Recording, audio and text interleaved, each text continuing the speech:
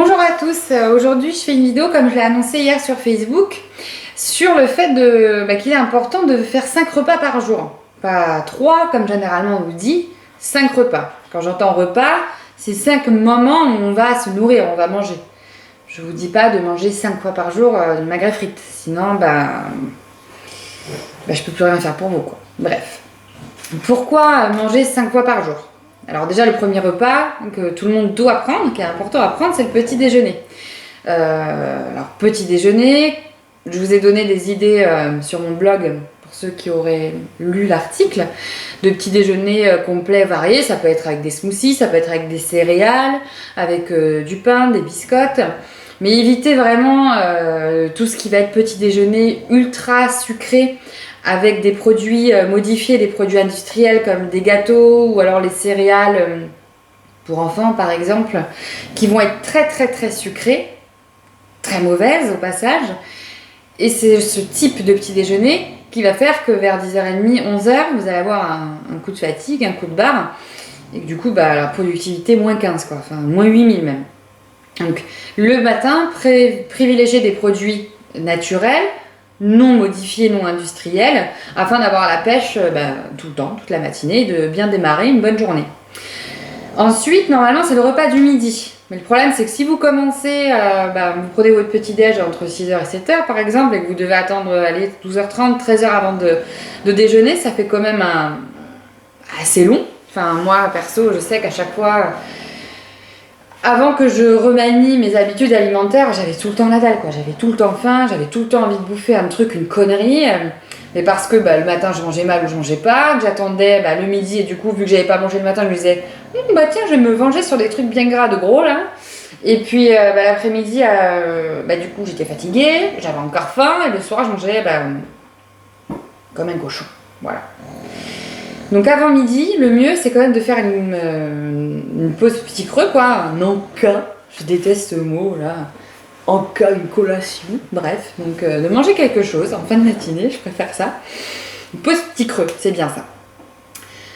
Afin de combler sa faim, parce qu'avoir faim c'est pas bon, on n'est pas en diète, famine non plus, il faut manger à sa faim.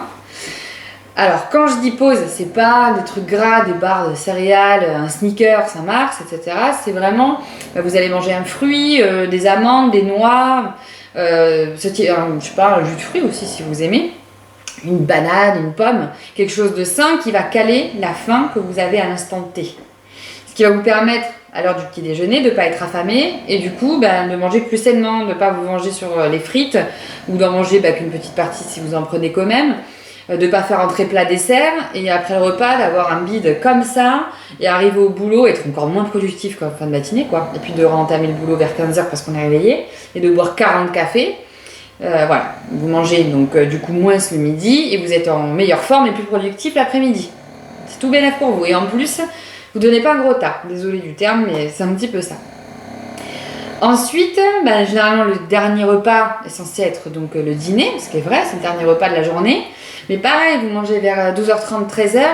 Le soir, il y en a qui mangent à 18h45, tant bien leur peau, mais c'est pas la majorité des gens. Donc si vous mangez vers 19, 20, 21h pour certaines personnes qui aiment manger tard, pareil, entre le repas du midi et le repas du soir, mais il y a un laps de temps énorme. Donc forcément, on a faim au bout d'un moment, surtout si vous faites une activité sportive en fin de journée après le boulot.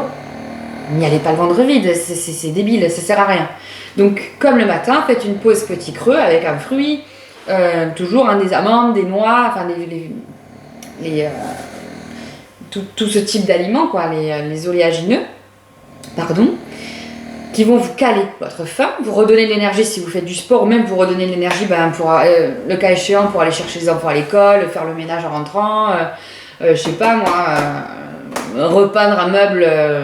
Ou repeindre son mur si on fait des travaux à la maison, enfin bref.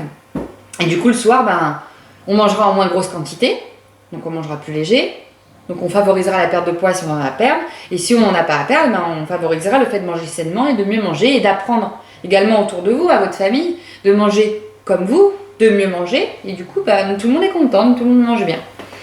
Donc voilà, ça fait donc le petit-déj, le petit creux de 11h ou 10h30, le déjeuner, le petit creux de fin de journée, et le dîner. 5 repas par jour, ça paraît beaucoup, mais finalement non. Sur une journée de 12 heures, 5 repas, c'est pas énorme, ou de 14 heures pour ceux, ou 16 heures, même pour ceux qui travaillent énormément, qui ont des longues journées. Voilà, donc moi je trouve ça quand même beaucoup mieux de faire des petites pauses et du coup de pas manger énormément à chaque repas. Et vous verrez qu'en faisant ça, vous prendrez soin de vous, vous perdrez du poids le cas échéant si c'est votre objectif, vous mangerez mieux et vous aurez envie de continuer à manger comme ça. Voilà, j'espère que mes conseils vous auront aidé, auront répondu à certaines de vos questions ou vous aideront du moins à perdre du poids ou à mieux manger. N'hésitez pas à me poser des questions en commentaire sur Facebook, sur Instagram quand je mets des photos ou sur mon blog directement. Voilà, je vous souhaite une bonne journée et puis à demain pour un prochain article. Salut!